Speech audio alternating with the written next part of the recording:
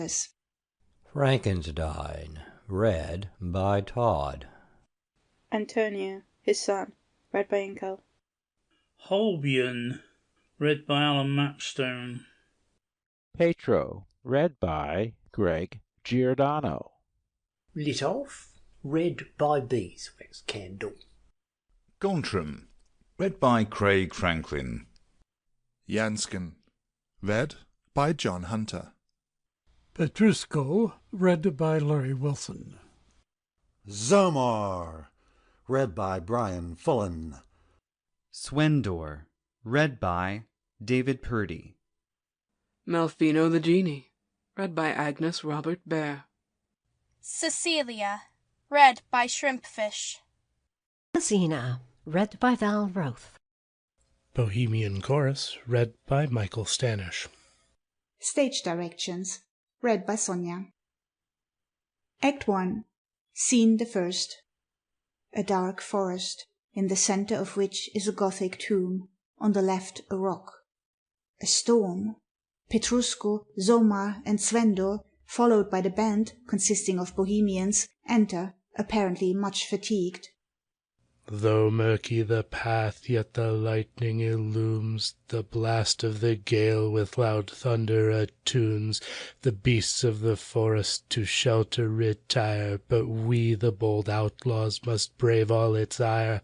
Though drenched with rain we like Tritons appear, a bumper of liquor our spirits shall cheer. 'Tis a fearful storm. Egad, you may say that. It has surprised us rather awkwardly, but why should we poor Bohemian outcasts complain of the elements, accustomed as we are to brave its fury? We have worse enemies than the elements to dread, friend Petrushko. Those cursed Venetians, who are now on the hunt for us. There would be nothing to dread were our force but half equal to theirs. But reduced as we are, resolution must supply the deficiency. Ah, but see, our leader Jansken comes. Enter Jansken. Welcome, noble captain. Know you in what part of the forest we now are? We shall learn anon. Seeing the tomb. 'Tis the tomb of the forest. Withdraw from it quickly. Why so? 'Tis an unhallowed spot. They advance from it. Is it here, then, we are to halt? No. You will continue your route. I alone must remain.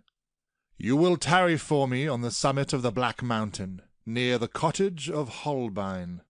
But why do you not accompany us, Captain? No more interrogations. Some of you must be in attendance here. Away! Be cautious of a surprise from the Venetian soldiers. They are not amongst the number of our friends. We have given little cause for their being so. Lead on. Exit Bohemians, etc.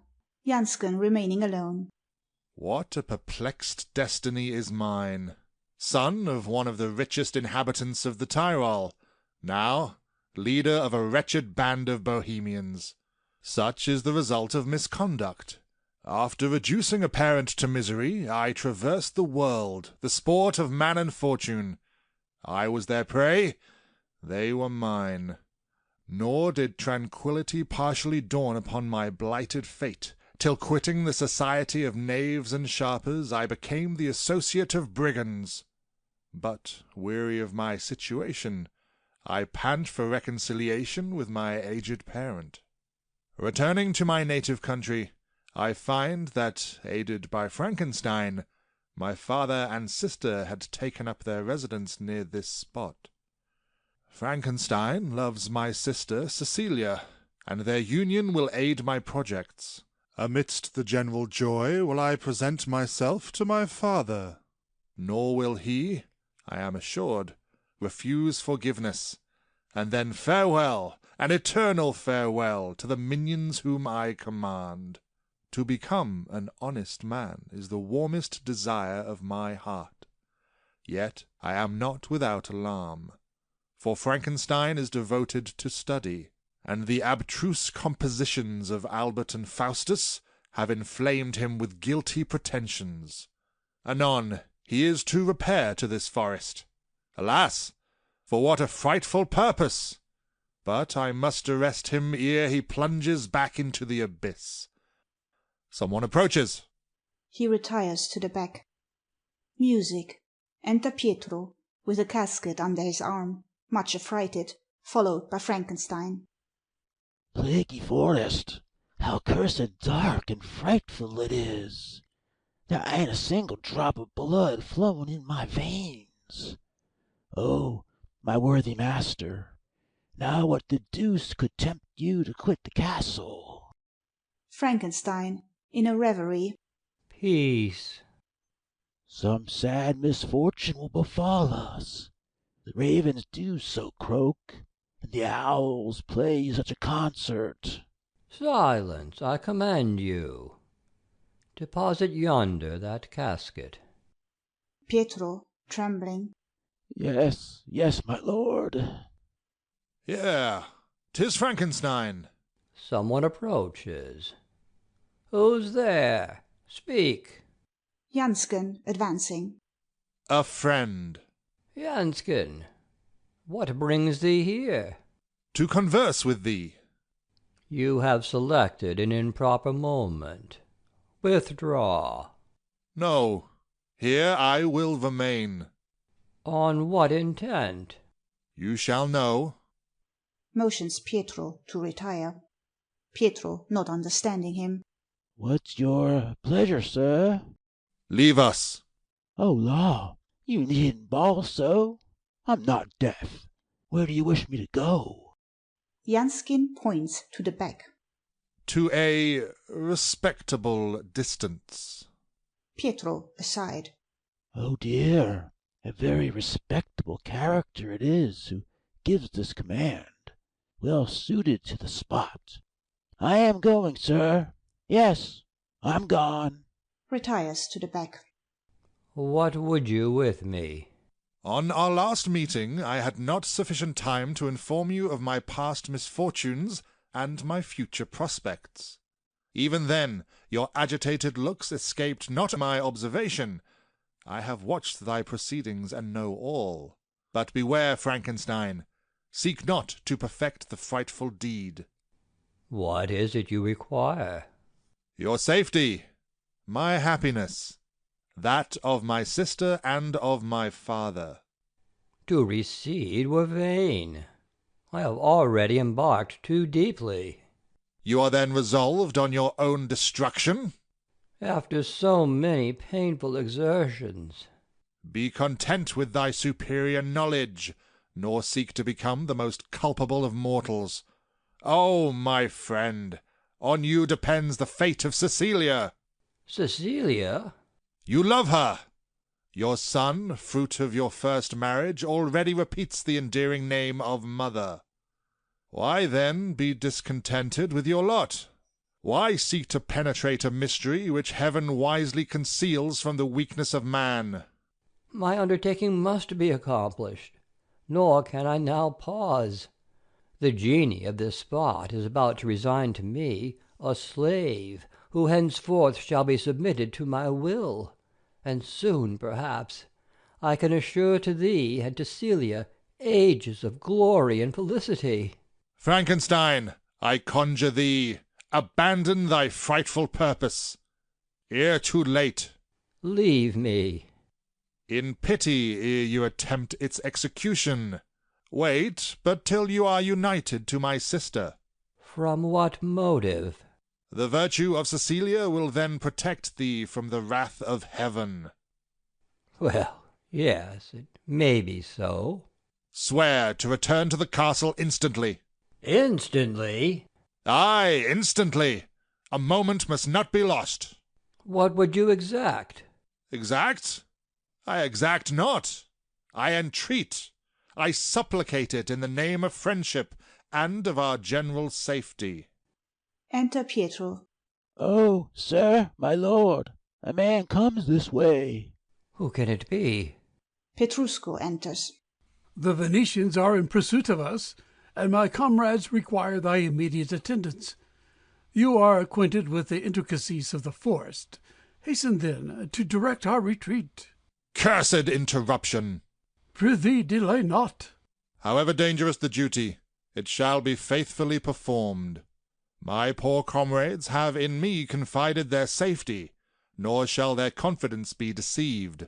I leave thee, Frankenstein, but first swear instantly to quit this spot. To quit this spot? Well, be it so. We meet again this evening, when I hope to convince you. Jansken presses the hand of Frankenstein and exits with Petrushko. That chap, spite of his strange appearance, seems a very good sort of a fellow, and I shouldn't have been sorry if he remained. Faith, I'm always afraid when alone with any master of beholding on a sudden some horrible apparition. Frankenstein, from his reverie. Can Jansken be right? And ought I, in reality, to dread least Cecilia? Cecilia, beloved maid? 'Tis to ensure thy eternal happiness that I am anxious to possess this secret. The terrors of Jansken, however, may have some just origin. To some other period shall be deferred my final attempt. Come, Pietro, we will return to the castle. Pietro takes up the casket. With all my heart and soul. They are proceeding off, when Frankenstein suddenly stops. No, I cannot. A secret wishes commands my proceedings and fortifies my heart against the throes of terror. About to gain the object of my desire, almost within my grasp, shall I madly resign it, perhaps forever? No, no, it cannot, must not be. Oh, Dad, oh dear, what is the matter now? The favor I would solicit may entail on me my destruction. But should I retain it to myself, what will be the crime? What shall I have to dread? Nothing. Mysterious treasure! I will attain it, and at least my labors will not be unrecompensed. Yes, 'tis decided. He seizes the casket from Pietro.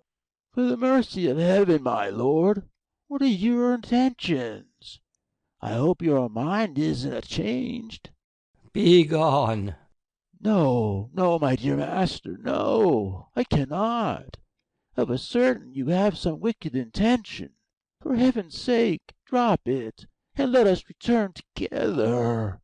Frankenstein, withdrawing from the casket several cabalistical instruments. Withdraw, Pietro.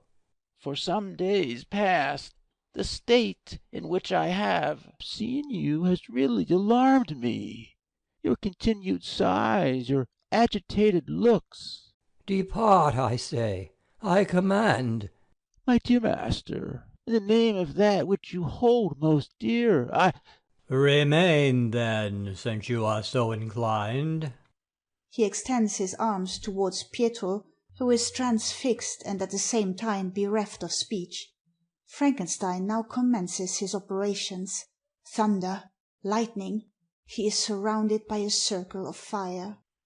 Genie whom I have subjugated, obey the voice of thy master.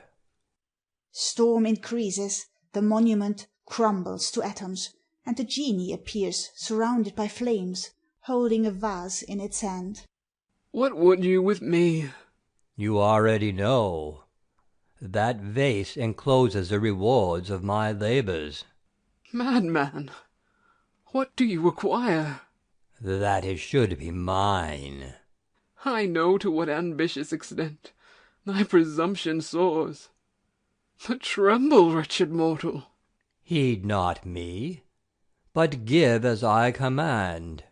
'Tis my duty to obey a power more potent than my own. Your happiness is cancelled beyond recall, and only in death will you again behold me. The storm increases, the genie becomes enveloped in a flame of fire. Pietro utters a shriek and runs off. Frankenstein stands exultingly. Scene the second. lodge in the castle of Frankenstein. Enter Litolf, followed by Mazzena. I guess that as usual you are to be found at the lodge, Mazzena. Was ever father served so scurvily by a daughter? My dear father, if you would but listen to reason. 'Tis you that should listen to reason, but you are deaf to every proposal for your advantage. Does not Pietro enjoy the most intimate confidence of our worthy master, Count Frankenstein? Does he not hold a situation in the castle almost equal in authority to the one I fill? Truly, father, the situation with Pietro holds ways but little in my estimation. The girl's a perfect natural. Our master is liberality itself, and he is as careless of his ducats as a prudent servant who looks to his own interest would desire. Now, Pietro has so many favourable opportunities of plundering his benefactor. I trust, father, you have not to accuse yourself of this ingratitude. What, me, child? I wonder how you could ever hint such a thing. Not but what my nerves are tolerably strong. 'Tis true. Report speaks unfavourable of the means by which Frankenstein's wealth has been attained. But that's no business of ours, and if it does come roguishly, we share it honestly. And if Pietro will but take care of himself... I promise he shall never have me to take care of him. But why thus continually recommending Pietro, when I have told you over and over again that if I ever do marry, it shall be to Gontram?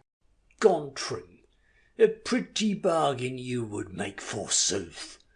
The sorry knave, the emoluments of whose pitiful place of gamekeeper but barely afford him a yearly jerkin.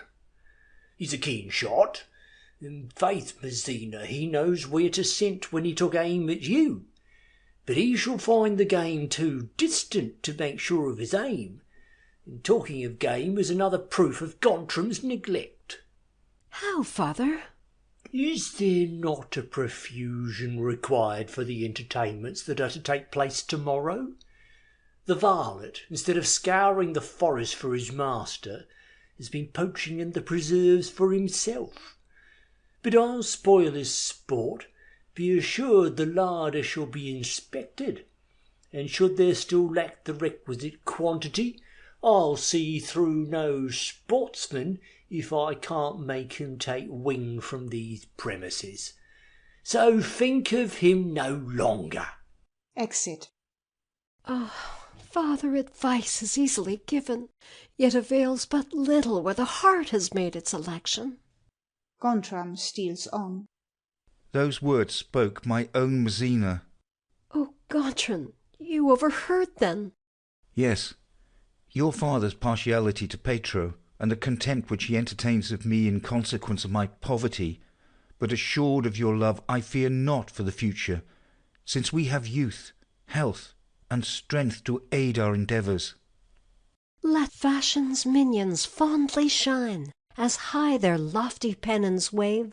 A peasant's simple lot be mine, and health the greatest boon I crave. And pillowed on the humble couch, no dreams our slumber shall invade, nor on our simple joys encroach, but sweetest thoughts our sleep prevail. Yes, dear the home, the hour how sweet, when labour o'er the swain at eve returns his constant swain to greet, and from her welcome kind receive. Enter Pietro, alarmed. I run myself out of breath, and thanks to heaven here are human faces at last. Oh, what a horrid sight! A horrid sight? I hope, sir, you don't mean to say that my face is a horrid sight. It's the most pleasant countenance I have seen since I left the castle. Oh. What then have you seen, Pietro? What have I not seen, Mr. Gontram? Had you witnessed the like, your legs would never have served you so faithfully as mine did. Pray, what was it, Pietro? Oh, Such a bogey. A bogey? What's a bogey? Oh, a stray cat that his idle fears have conjured into some unaccountable shape. A stray cat? I tell you what, Gonstrom, had you beheld this cat, you'd thought yourself lucky to get out of his claws. And however unaccountable it may appear, you give a very different account of the affair. The coward! Now you must know in the first place that no sooner had we gained the skirts of the forest than it began to rain, thunder, and lightning. Well? No, it wasn't well, for I was speedily drenched through and through, and so... Proceed. I did proceed, through brambles and quagmires, till we came to a dark, dreary glen in one of the most retired quarters of the Black Forest. The very thought of it makes me shudder still. Petro, you may return to the castle, says my master. What? And leave you all alone in this place? Says I in return. No, blow me if I do anything of the kind, because I thought there would not be so much danger in remaining with him as there would be in returning alone. And so... Now to scare the poltroon, who with Mazzenna has stolen to the side. Petro. Hey! What's that behind you? A ghost! A ghost! Runs off with Gontram, laughing. Pietro, unable for some time to look around. It's here again. Oh, ye saints! I'm a poor, lost sinner. Mercy, murder, mercy. He scampers off. Scene 3. A gallery in the castle. At the back, a staircase leading to the laboratory of Frankenstein. Antonio discovered sleeping in an armchair. Enter Cecilia. I have seen my unfortunate brother, who informs me he possesses the means of restoring peace to the bosom of Frankenstein. Heaven grant him success and reinstate him in the tenderness of our parent. Antonio sleeps, aware of my uneasiness at the absence of his father. He endeavoured to offer consolation. Dear child, soon will you call me by the name of mother. How sweet it will be to fulfil those duties. What can it be that thus alarms him? Antonio! Antonio! Antonio, awaking. Oh, is it you? My kind Cecilia, I've been very much frightened. What has alarmed you? Such a horrid dream. A dream. What was it? I thought we were in my father's laboratory, where, you know, neither I nor you nor anyone attempt to enter. I was seated on thy knees, and you kissed me tenderly, and my father also kissed me, when a tall man came in and threatened to kill me. You and my father hastened to my assistance, but he dashed you on the floor, and with my father was gone in a moment. Oh, is not this a sad dream? Yes, yes, undoubtedly. But, my dear Antonio, it was but a dream. I don't have such dreams, for why should anyone wish to? Why, indeed, my dearest child. But here is my father. Enter Holbein. Ah, my kind good friend. Every blessing attend you, my sweetest boy. Is not Frankenstein returned yet? Not yet. Night approaches. 'Tis time that we return to our cottage. My dear father, let us tarry here some time longer. Yes, pray don't go away so soon. Frankenstein's stay alarms me. What can it be? What can occasion it at this hour? Alas, for some time past how greatly is he changed by study. He seldom remains with us long, and when spoken to, replies with difficulty. He is constantly absorbed in study. Would that he were less anxiously employed. If credit may be given to the reports, it arises from a guilty source, but 'tis not his riches that insured my approbation and esteem. 'Tis his virtues alone induced me to consent to your union. nor doubt but he will prove the most tender of sons. He will console me for the one I have lost, and whose memory I must ever hold in abhorrence. My dear father, Jansken will love you with equal favour. Jansken! Has he not been the cause of my ruin? Was he to present himself, could you refuse to receive him to your arms? Was he to present himself? But no, that is impossible. A knock is heard at the door. Hark! Perhaps 'tis Frankenstein. Yes, it is my father. Enter Jansken. Ah! The child utters a shriek and flies to Holbein. Jansken! Heavens! My father! Who is it? Antonio appears alarmed. Father, 'tis not a stranger, but a person attached to the castle. Motions silence. Holbein sits down. Cecilia aside. What purpose brings you hither? To calm and dissipate thy alarms. I have seen Frankenstein, who, thanks to my counsel and entreaties, will not, I trust, execute a project which cannot be explained. Tomorrow he will conduct thee to the altar. Another day would have been too late. What mystery? More at present I cannot disclose. My followers await me, for dangers threaten. Then tomorrow at daybreak seek the summit of the Black Mountain. There will I await thee. Farewell. But ere my departure, might I not be permitted? Pointing to his father. Well, Cecilia, brings he any comforting intelligence? Father, you need not be uneasy. She holds the hand of her father while her brother kisses it. My dear child, you appear deeply affected. I even thought a tear dropped upon my hand.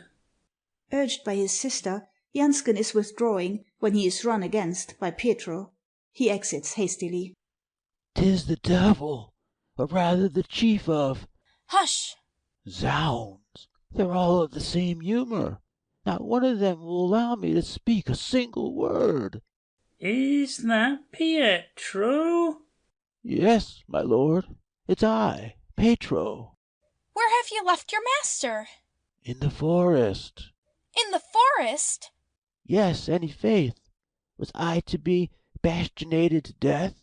I'll relate the most fearful adventure which ever befell an honest man. Only to suppose that after having travelled ever so many leagues in the forest, which is of a truth the abode of all the magicians and sorcerers of the country, we arrived at a spot where it was impossible to see your fingers before you even in broad day. Enter Frankenstein. On a sudden I saw, as plainly as I see you. Silence. Silence again. Oh, Lord! Oh, dear! I'm silent, sir. I'm dumb. You are length returned. Dear Frankenstein, you have made us tarry late. Pardon, my dear sir. And yours, Cecilia? Important affairs detained me much longer than I expected. You are here, and all is forgotten. But pray be more careful of your health, nor thus alarm your friends. You know the reports that are spread of your mysterious proceedings, and on what condition I bestow the hand of my daughter.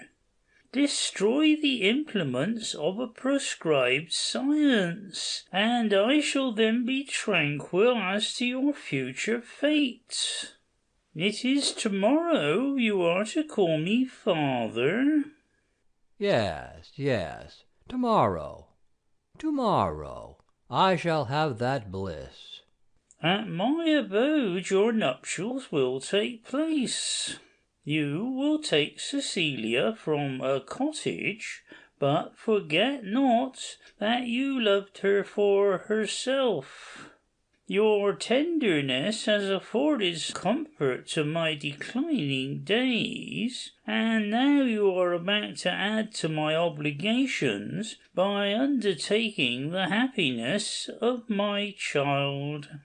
Let the present night be dedicated to repose. My little Antonio will conduct me home. Say, will you not? Most willingly. Father, I will follow you instantly. Exit Holbein, etc. A word, my friend, ere we part. What would my dearest Cecilia? You have seen my brother, but fear nothing. He has not made me the confidant of your mysterious conduct, and this day I will still respect them. But tomorrow, forget not that you ought no longer to have any mystery concealed from your wife. Believe me, necessity alone. Nay, I ask nothing, nor will I this evening require the slightest explanation. But take the advice of my father, seek repose. Your features are altered by so many painful exertions. Oh, Frankenstein, let us live only for each other. 'Tis the choicest and sweetest study. My dear Cecilia. Rely on my tenderness. Cannot I dissipate this sadness, this loathed melancholy, which even at this moment is depicted on thy visage? I shall then think you no longer love me. A reflection that will embitter my days, and soon deprive you of your Cecilia. What say you? Sooner would I die 1,000 deaths than cause you a moment's affliction. You exact that I should abandon my researches? You shall be obeyed. From tomorrow yon laboratory shall be closed for ever, and I will live but for my Cecilia. Happy possessor of an adored object, every thought but her shall be a stranger to my bosom. You have given your promise. I ought and will believe it. Now to join my father. Farewell, till tomorrow. Tomorrow I shall commence a new existence. Think on your oath. Farewell. Exit. I have sworn tomorrow, but this night is still mine. I am alone. Why have they withdrawn? Greatly did I need their presence. Must my enterprise be left incomplete after so many years of anxious research, possessed of such an extraordinary power? Must I behold it annihilated without attaining the slightest benefit? The object of my attempt is there. Should I succeed? But those misfortunes with which I am threatened! A light breaks in upon me. A power jealous of my potency is perhaps desirous, by alarming, to oppose my triumph. Yes, that may be so. Thunder. Bugbears to frighten the irresolute. 'Tis a horrid night, the loud peals of thunder, and the broad glare of vivid lightning, accord well with the deed I am about to perpetrate. Come, for the last time, now fortitude assist. Yes, it is resolved. He goes up and enters the laboratory. Pietro enters with a lamp. My master has not yet returned to his chamber. Now would I wager that he is still in its laboratory, in the midst of his crucibles, alembics, and devil's kitchen utensils. However, he must be up betimes, for Miss Cecilia has strictly cautioned me to— He tumbles against a chair and drops the lamp. Oh Lord, oh dear, here I am alone in the dark. What will become of me? A blue flame issues from one of the laboratory windows. Good Lord, who can that be? I'm burning to know. Don't believe I ever felt such courage. It's a good omen. Here goes. He ascends the stairs. Frankenstein, in the laboratory. What have I done? What have I accomplished? Pietro rushes downstairs. Trembling in every limb, he falls on the floor. Oh, what have I seen? Wretch that I am, it's all over with me. Hastens off. I'm a dead man. Help! Help! Frankenstein rushes down. Horror! Horror! Back, demon, fiend! Back to the cold and lifeless corpse you were before my folly gave you animation. What fearful monster has hell resigned? Oh! I feel his cold and clammy hand upon me still.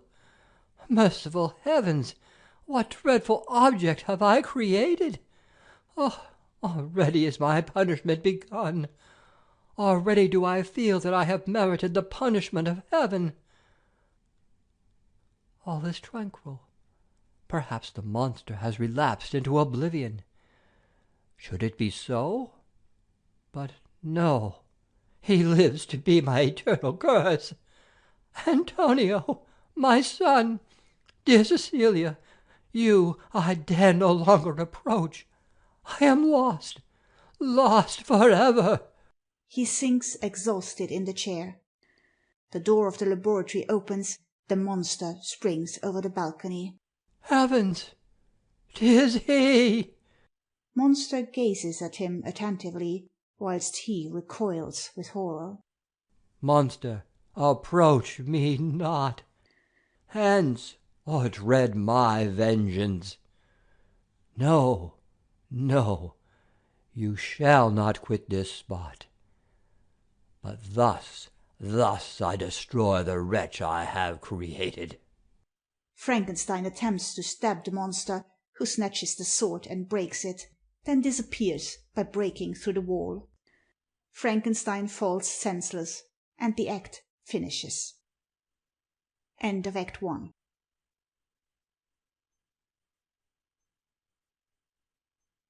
Scene the first. The forest. The Bohemians discovered, seated round a fire, regaling. Though from man condemned to roam, and like wolves to hunt for prey, where we stray we make our home, heedless of the coming day. When danger threatens, we're alert. The call of joy we'll ne'er desert. Beneath the oak our tents we spread, the forest chase provides our fare. Luxurious meals we do not heed, whilst we have generous wine to share. It cannot be long ere Cecilia arrives. A few more hours, and I dare entertain the hope that a father's malediction will no longer overwhelm me. Frankenstein has abandoned his fatal purpose, and this day he espounses my sister, an union which will wean him from his fatal purpose. Enter Petrusco. At length I have found my way back. Giving a letter to Jansken. Here is a letter which an inhabitant of the neighbouring hamlet charged me to deliver. 'Tis from Cecilia. Reads. I cannot attend the prepared rendezvous, but have spoken to my father, and everything conduces to make me entertain the hope that he will pronounce thy forgiveness. This is the extreme of happiness. Now then, what have we to dread? Nothing.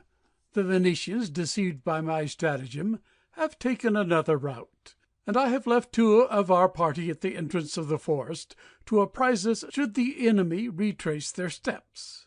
Hark, someone approaches. I am not mistaken. 'Tis the valet of Frankenstein. He appears alarmed. What can it mean? Petrusco, intercepting his passage. Halt there. Hello, here's another stopgap. Oh, Lord, it's all over with me now. Mercy, mercy, sweet thieves. Bohemians enraged. Thieves! We are Bohemians, my good fellow. Do you comprehend? Yes, Bohemians, not thieves. I didn't mean to call you so, Bohemians. I mean good, honest, well-meaning folks. who I am sure won't wish to do any harm to a poor devil. Approach, and fear nothing. Why, it's he again. It seems certain that I am to meet him in all parts. Come hither, I say.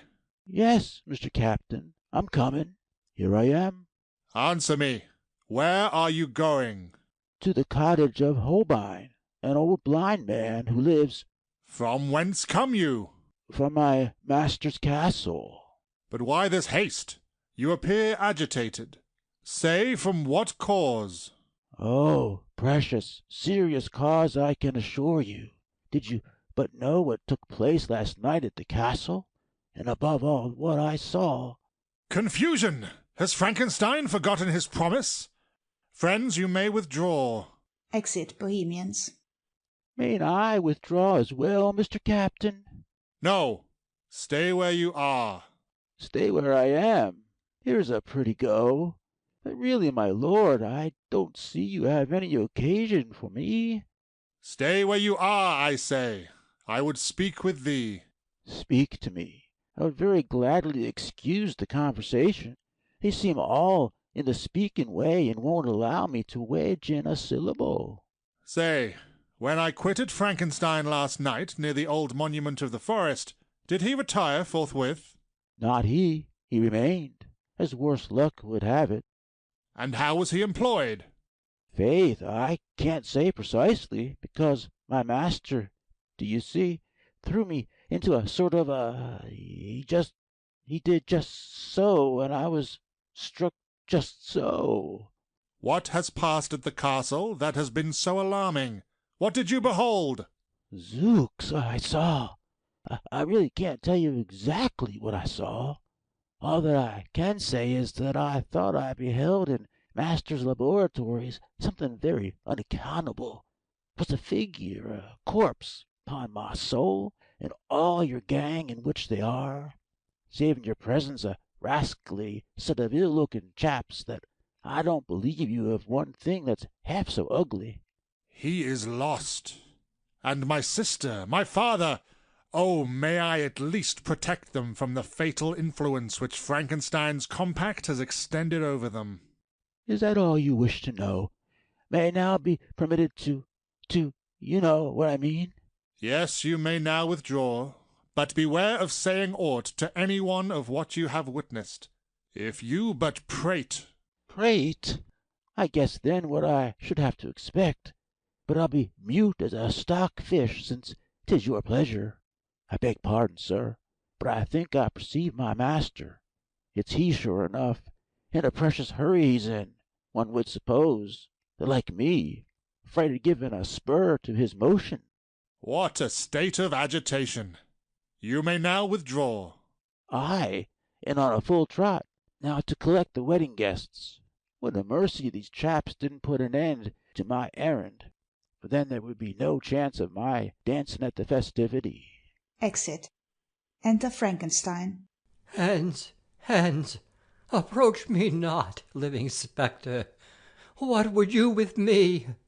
Why arrest my progress? Am I then the prey whom you would devour? Oh, yes, 'twas I who gave you being. That crime is my work, and thine it is to avenge it.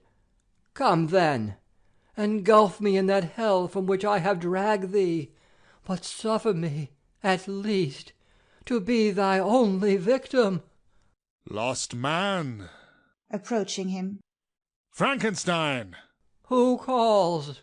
'Tis I, Jansken, thy friend. Approach me not. You will become the associate of crime. Like me, the horror of the earth, accursed by heaven, the mark of all, the tortures hell has in store, the triumph of the damned. Be thyself, Frankenstein. Despite thy crime, I pity thee. Pity? Pity? Have I entertained pity for my fellow creatures, when I cast upon the earth an execrable enemy? No, heaven is just, and since the moment I presumed to outrage humanity, its wrath has dwelt heavily on my devoted head. Thy crime is frightful, but divine mercy is infinite. Perhaps the monster to whom thy presumptive deed has given birth has already yielded up his unhallowed existence. No, no! This night, a night of horror, which curdles my very heart's blood, I beheld the monster appear. For some period he vanished, but his frightful image pursued me everywhere. Frantic, I quitted my abode, and, exhausted with fatigue, sunk at the entrance of the forest. But scarcely had I sought a moment's repose, ere I again perceived the monster who seemed to triumph in my fears, whilst the genie of the tomb stood smiling at my misery. Perhaps your bewildered imagination gives birth to ideal horrors. All around us is in tranquillity. Aye, for the moment, but soon. Hark! Hear you not? I think that I perceive. Nothing. Come, banish these vain terrors. Listen to the voice of reason and friendship. 'Tis mine no longer. All is terminated. Death, death, on which I call, can alone put a period to my torments. Your son, would you leave him without a protector? You may still hope for days of happiness. Dear Jansken, with what consoling hope do you inspire me? Rustic music. 'Tis my Bohemians who are repairing to my father's cottage. Come, I will conduct you to the frontiers of the forest. They retire. The monster now appears on the rocks, sees the fire, and taking a piece of lighted wood, which burns his finger, he throws it from him, expressing the pain. Hearing the music, he listens with ecstasy, endeavouring to catch it, and exits, following its modulations. Enter Pietro and villagers. Come, let's away to the wedding. I don't say who I'll dance with, but mind, no tearing caps about me. With shape and looks so killin', a handsomer youth you'll ne'er find. These pretty girls, if you are willin', take a husband whilst I'm in mind. Don't look shy, don't look shy, don't look shy. Well, the day on poor I. But come, young lasses, and let us be gay, and merrily, merrily dance away. For a waltz or quadrille, I'm in queue, I must say, and willing as flowers in May, come away, and we'll merrily dance and play. If there's a maid inclined to marry, I beg shall not be o'er coy, and no doubt if hopes don't miscarry, leave at 9 months a fine chopping boy. Pretty dear, pretty dear, pretty dear, oh, dear, pretty dear. And then with my mate I'll be happy and gay. We'll laugh, dance, and sing, and drive sorrow away. With the sweet little baby, looks how he will play, and teach him to dance like papa. Night and day we'll merrily dance and play. Scene the second. Cottage of Holbein. Through an opening is seen a rustic bridge. On one side is a door, the other a stove. Village girls discovered with Cecilia. Thanks, friends. I am now in readiness. But Frankenstein has not kept his promise. He should have been here ere now. Antonio, where is my father? He's gone to join my father. Frankenstein is tardy in his arrival. But why that noise? Pietro comes. Perhaps he can explain. Pietro enters. Pietro, what occasions this tumult? Zooks, Miss Cecilia, 'tis these confounded Bohemians again. Have they been pursued? Quite the contrary, miss. 'Tis they who are in pursuit. Why and wherefore I know not, but they are scampering here, coming to join the party. Zooks, how they do stride! I have a good pair of shanks of my own, but I couldn't gallop at such a rate. As father is not come, I'll run and meet him. Come along with me, friends. Exit with villagers. Pietro aside. He's gone to fetch her a husband, but I have my doubts whether there will be any wedding. Pietro, what are you talking about? Nothing, miss, absolutely nothing, and I beg it to be understood that I have said nothing, nothing at all. Why so? You'll recollect, miss, that I said nothing, so that I may call you as a witness. Since your arrival, Pietro, I have remarked that you have worn an air of mystery. True, miss, but then I have my reasons. What are they? Beg pardon? I have reasons for not telling you my reasons. Well then, since there are secrets. Yes, famous secrets, and I was to tell you, why, you'd be as wise as myself. Hark ye, miss, but I beg you won't make me babble, 'cause as how I've much inclined to do so, and should that misfortune happen, I might get into a hobble. I will not be indiscreet, but tell me, have you completed the preparation for the fete? Is everything in order in the garden? Yes, yes, miss. The tables, wine, orchestra are all ready. We only want the dancers, the drinkers, and the musicians. Rustic music. And zooks, here they come in the nick of time. Exit. The monster enters and perceives Cecilia at the moment she is retiring. He opens the door by which she has withdrawn, and regards her with rapture. His eyes are now directed towards a mirror, and recoils on beholding his own resemblance. He endeavours to catch his own reflection, and after some pantomime business conceals himself upon the entrance of Jansken. 'Twas impossible to overtake him. Heaven send that he may have fled far from this spot, nor bring amongst us terror and desolation. Enter Cecilia. Dearest Cecilia, say, is Frankenstein arrived? Not yet, but his stay cannot be long. Jansken aside. He should have been here ere now. Fatal delay. What is it, Jansken? You appear uneasy.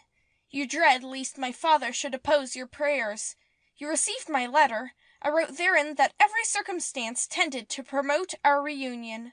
Should you obtain my pardon, what other ties have I to form? I shall then be reunited to those I love, and our father will then enjoy a life of tranquillity. Heaven grant no obstacle may interpose to mar our felicity. Frankenstein and Holbein appear on bridge. Frankenstein! 'Tis he. Anon we shall have nothing to dread. My father, too, the anxious sought moment is at length arrived. Enter Holbein and Frankenstein. My children, I had but one prop, now I shall possess two. You have not observed him? No, and my hopes revive. Father, here is a person inquiring for you. What would he with me? He brings information of one that is dear to us, and of whom I spoke to you but some moments since. Who mean you? Jansken, father. 'Tis of him he comes to speak. Of my son? Does he still live? But what would he inform me, Cecilia? Where is the person? Jansken approaching. I am here, my lord. Was it my son who sent you? Yes, yes, it was. What are his wishes? Is then the pride of the haughty subdued? You knew him, Frankenstein. He became fascinated with a science which merited the wrath of heaven and the contempt of its creatures.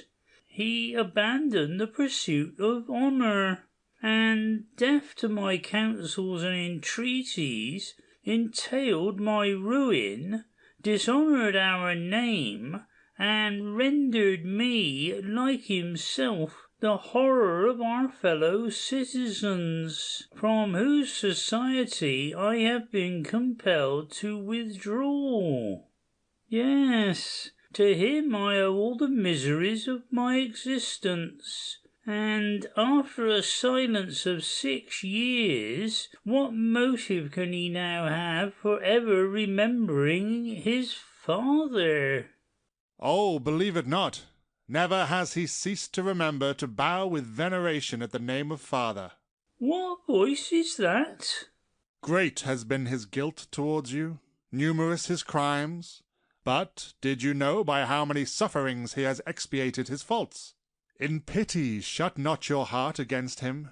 Be not deaf to his prayer, and all his future days shall be dedicated to repair his misdeeds. What? Can you be? Jansken falling at his feet. Yes, sire, yes, your son, your wretched son, who comes to implore pardon and expire at your feet. Powers of innocence, away! Approach me not. Father, can you be inexorable? Will you accord no boon to the repentant? In the name of heaven, reject him not. Cecilia, you have deceived me. I had sworn to be inflexible, but he is there, nor have I sufficient fortitude to resist. I can no longer close my arms against him. Father! Embracing him. A shriek is heard. Enter Antonio and villagers in a state of alarm. What means this alarm? Why that fearful shriek? Pietro advancing. Hello, I say, what's all this? Oh, Cecilia, had you but seen... Seen what? You recollect about the figure which I told you I saw in my dream? Well? Just now, as I returned to the cottage, I saw him. Where? There, yonder. Could it be he? Come, friends, let us endeavour to ascertain what has so greatly alarmed Antonio. Exit villagers headed by Jansken. Aye, aye, let them go and ascertain. As for me, I am not at all curious. I've already had my share. Frankenstein aside. My fortitude has abandoned me. Heavens, are my fearful presentiments about to be accomplished? Holbein aside. Have you disregarded your oath? And am I to suspect that far from abandoning your guilty labours... No, no, believe it not. Yet your hand trembles, methinks, in mine. Enter Jansken with villagers. We have discovered no one. Our little Antonio has been deceived. Frankenstein aside. Can it be possible? Yes, 'tis probable. Indeed, I saw him plainly. The clock strikes 4. Oh, at length there's the happy signal. 'Tis the hour appointed for the ceremony. Let us proceed. Give the signal for departure. On, friends. Come along, I'll place myself at your head. Exit Holbein, Antonio, and Pietro. Ere we proceed to the altar, I would speak to you for an instant. On what subject? Dearest Cecilia, delay not a moment. The interview is necessary. Is it for thy happiness? Yes, 'tis in the name of that happiness that I entreat it. Was you but to comprehend? What then? Nothing, dear Cecilia. I will hear you. Jansken, prithee retire, and like me, watch over her safety. We are alone, and on this short interview will perhaps depend our future felicity. It is but justice I should possess your amplest confidence. Would you disguise the trouble by which you are agitated? Heavens, what would you say? Aside. I shudder with alarm. You have not kept your promise. I must avow to you that a dreadful secret presses on my soul. But I swear in the face of heaven, which is about to receive our vows, you shall know it, and you will then see, far from breaking the bonds by which we are united, it ought to strengthen them still more. In conducting you to the altar, I do not alone recompense the virtues of Cecilia. My fate depends on her. I ought to confide in your sincerity. Yes, to doubt that you love me, it would be an outrage to us both. Dearest Cecilia, you're mine, forever mine. The monster approaches the lovers, expresses his admiration of Cecilia, becomes enraged at seeing her in the arms of Frankenstein. He darts on Cecilia at the moment she quits her lover's embrace. She perceives the monster, who extends his arms towards her. Uttering a fearful shriek, she rushes off across the bridge. Horror! 'Tis he! The monster is about to pursue Cecilia. Frankenstein opposes his passage. The monster dashes him on the earth, and hastens across the bridge after Cecilia. Frankenstein is about to follow, when at the moment several armed villagers appear at the back. Frankenstein seizes a gun and exits. Cecilia appears on the bridge, in the arms of the monster. Holbein rushes on the bridge, to whose arms the monster consigns her. Dearest Cecilia, alas, she answers not. Holbein enters, supporting Cecilia. She revives, and perceiving the monster, with a shriek again faints. At this moment Frankenstein enters, and firing, wounds the monster, who utters a fearful cry, seizes a lighted brand from the hearth, fires the cottage. They all escape, save Holbein, whom the monster thrusts into the blazing ruins.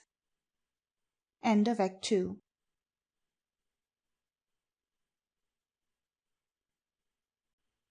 Act 3. Scene the first. Chamber in the castle. Cecilia discovered, seated with Antonio, Jansken, Pietro, Mazzena, and villagers. Look up, my dear sister!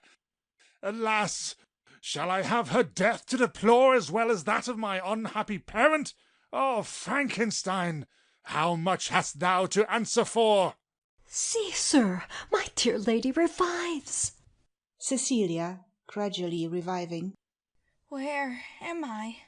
What a frightful dream! But how is this? These wedding garments! In the name of heaven, dissipate my alarms! Why am I here? You answer not! I perceive too clearly. 'Tis no dream. I have no longer a father. But tell me, has Frankenstein perished? No, he lives for a life of protracted misery, an object of horror to all. But see, he comes. Enter Frankenstein. He is here. Let us away. You have just cause to loathe me, but you shall not much longer behold this hated form. Pietro, conduct them to the castle hall, where I will make known my last resolve. Exit Pietro and peasantry. Jansken, Celia, too well I know my sight is hateful to you, but in pity to my sufferings, do not drive me to despair. Frankenstein, thy crimes have broken every tie by which we're united. Regardless of my friendship and my sister's love, you have perpetrated a deed which entails our general ruin. Ah, reproach me not. Heaven has already amply avenged my crime. To expiate it there is no sacrifice but what I am prepared to make. Cecilia, I am about to fly this spot as the only means of preserving those beings who are so dear to me. But ere I take my last farewell, may I not at least hope for thy forgiveness? Oh, Frankenstein, thou hast blighted all my hopes of happiness, and the fondest dreams that mortal ever pictured have been destroyed by thy fatal presumption. In the name of heaven, upbraid me not. Methought that when united, no cloud could disturb our tranquillity. Our only care would have been that of consoling the declining days of my aged parent. But even that sad consolation is denied me, and to you alone all this is owing. Heaven, in pity, terminate my wretched being. Why would you appeal to the divinity? You have so much outraged to curtail your existence in the very moment of guilt. Seek rather to live, that by prayer and penitence you may atone to that power whose mercy is never utterly denied, even to the most sinful of its creatures. Do this, Frankenstein, and rank me still among the number of thy friends. Nor can my affection be withheld, for despite thy crime, I find you are so entwined around my affections that to rend the bond is unavailing. Oh, Cecilia, when I look on thee, on Jenskin, on my darling boy, I can but marvel that I have sinned so greatly. Enter Pietro and Petruchio. All is lost. The Venetian soldiers whom we have twice escaped have discovered our retreat. Confusion. They are armed against you, Frankenstein, against you, to whom we owe all the dangers with which we are threatened. They grant but 4 hours ere you yield yourself up, and if this is not accorded, the castle with all its inmates is to be given up to the flames. 4 hours! Then there is still time left for escape. Frankenstein, you shall yet be saved. There are certain outlets in the castle leading to the sea, which shall be explored. In the interim to your charge I consign my sister. Pietro, see that the child has some repose, nor suffer him for a moment from your presence. Exit with Petruchio. You shall be obeyed, sir. Come along, my little darling. Exit with child. With what horrors are we environed? Regardless of my own safety, yours is now my only care. They retire. Monster enters, examines round. Observing someone approach, he conceals himself. Enter Pietro with Antonio and Litolf. Now are you sure it's a bottle of good stuff? That don't warrant, for I've just partaken of a fellow bottle. But hark you, Pietro, don't you make too free, for the liquor is potent, and may steal away your senses. Don't be afraid of that, old gentleman. You see what courage I must possess, or master would never trust me as he has done. So good night, old gentleman. I've got the key of the door, and, to make all safe, will lock myself in. Come along, Antonio. There's a man of courage. Second scene. Dormitory. Enter Pietro with Antonio. There, now all safe. And so, Antonio, you may go to sleep as soon as you please. I'm not sleepy. I want to go to my father. But I tell you, you mustn't go to your father. I'm to father you now. I'm to protect you, for I'm a man of courage. Which you always shoot by running away. Aside. As I will do the first opportunity. Well then, sit down, and as you are not sleepy, we'll have something to eat and drink. Aye, Pietro, and then you should tell me one of your pretty stories. That I will. I shall have somebody to listen to me at last. They sit down, when a slight noise is heard. There's that confounded tomcat scratching at the door. Go along, puss. Now, I'll tell you my story. And talking about tomcats, it's all about a cat called Grimalkin. Now, Grimalkin had a little kitten. Its name was Collywobble, and Collywobble was such an expert mouser that nothing escaped it. Mice, rats, aye, and even the dairymaid's cream were all tasted by Collywobble. It even made free with poor Grimalkin's allowance, plundered its own poor mother. Now wasn't that too bad? So says Grimalkin to Collywobble. During the above, the child takes the key, opens the door, and is about to escape, when Pietro discovers his absence, brings him back. In the interim, the monster enters and conceals himself. Oh, you little varlet, to serve me so! But I'll stop your games, for I'll lock the door and put the key in my pocket. You're a very ill-natured man, and I won't listen to your story, but I'll go to sleep to spite you. Lies down. Can't say I much like his going to sleep and leaving me here to entertain myself, and I think a storm's brewing. Nothing but storms late. However, I've got a book, and so I'll seat myself at the foot of Antonio's couch and read and watch him at the same time. Monster advances from his concealment, but is unable to seize the child, fearful of alarming Pietro. Now, who could have thought that I should have brought a book with me, all about ghosts and hobgoblins? But never mind, I'll read a little of it. I'm not much afraid. The turret clock struck 12.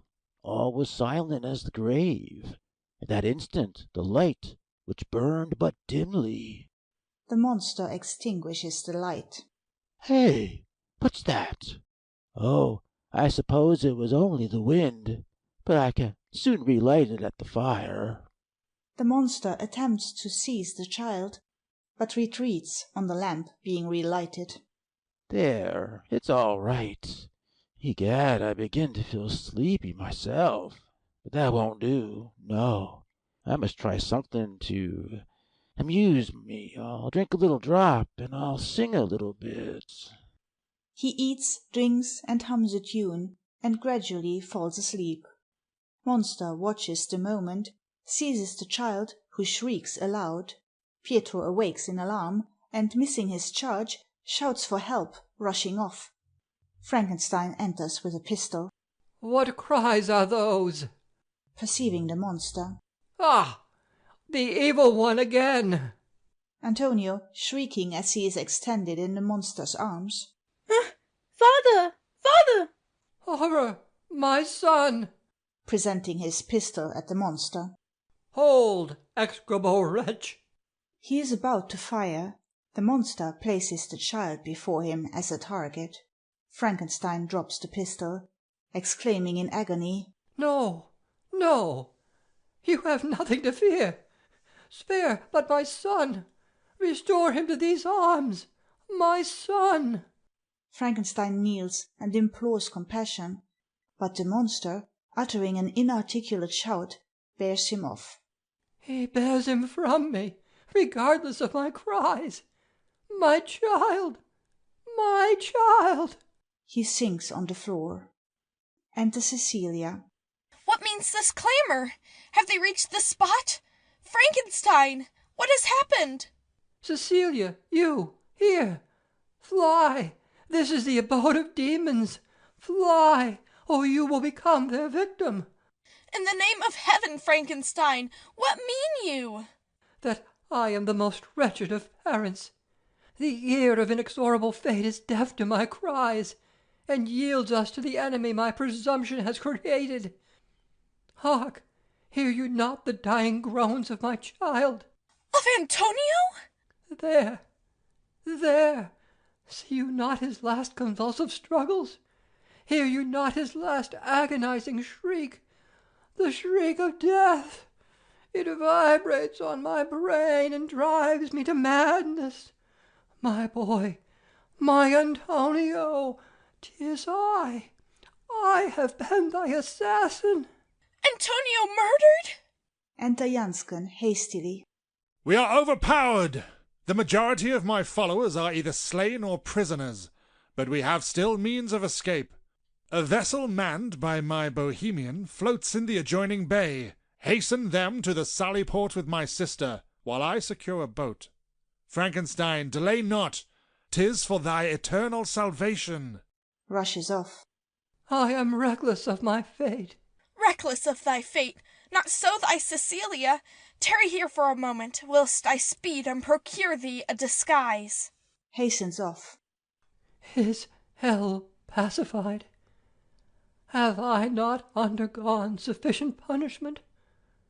What would it more? Amply has its minister performed its horrible task. He has deprived me of all, my son, wife, friend, and now I am an isolated wretch. But I still live, still render this spot unhallowed by my presence. The Council of 10 demand my head. No, no, 'tis not on the scaffold that my days must terminate. My fate is inseparable from the execrable executioner whom I have madly called into existence. Monster, up here! Thou seekest a last victim? Be it the wretched, heart-broken Frankenstein. The monster appears, watches Frankenstein's movement, seizes the pistol which the former has laid down. Cecilia enters with a cloak, and perceiving the monster, exclaims, "Spare! Oh, spare my Frankenstein!"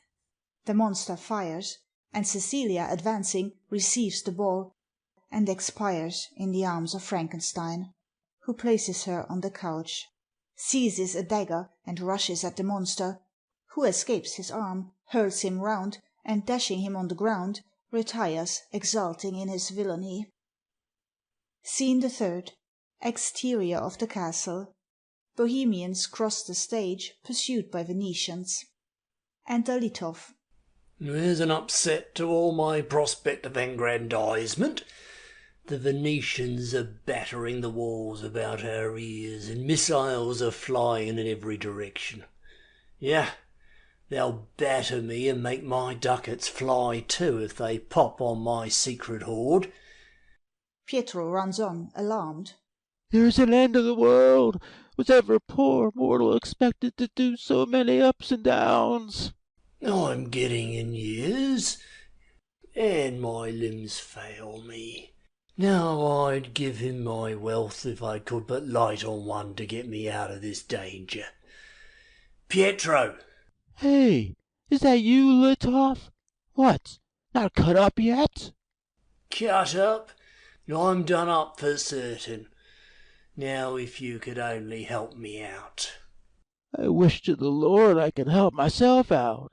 Everyone here is taking care of himself, and here comes Gontram, who it appears has sufficient courage to take care of one besides himself. Enter Gontram and Mezzena. He appears to take it as if nothing was the matter, while the castle too is tumbling about our ears. Consent to my union with your daughter, and I promise to ensure your safety. Pietro, can you make the same promise? Ensure my safety. Upon my soul, I can promise nothing. It's as much as I can do to secure my own preservation. Since that's the case, I'll make a virtue of necessity as danger threatens.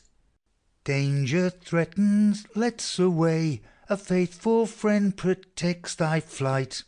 And in that trouble, I must say, is comfort to a wretched wight. Hasten then to 'scape the strife, and whilst time serves, let us be gone. Since it is thus, upon my life, I'll not stop here to be undone. Scene the last. The Adriatic Sea. A vessel is seen, in the midst of the waves, exposed to a violent tempest, on the deck of which is seen Jansken, Petrushko, and mariners. Frankenstein appears in a small boat, which is tossed to and fro by the billows. On beholding him, those in the ship utter an exclamation of joy. He's escaped the castle flames, but how to gain the vessel? Providence protect thee! Yes, yes. If contrition is entitled to commiseration, it will. Throwing a rope towards Frankenstein, which he vainly attempts to seize, the boat from a sudden gust of wind being driven at a still greater distance from the vessel. The boat is again compelled towards the ship, and Jansken endeavours a second time to convey the rope to Frankenstein, but is again disappointed. At this moment the monster appears on the rock, uttering a shout of demoniac joy on beholding him. Frankenstein utters a shriek of despair. Ah! The monster darts from the rock into the boat, seizes Frankenstein. A moment after, a thunderbolt descends and severs the bark. The waves vomit forth a mass of fire, and the magician and his unhallowed abortion are with the boat engulfed in the waves. End of Act 3. End of The Monster and Magician, or The Fate of Frankenstein, by John Kerr.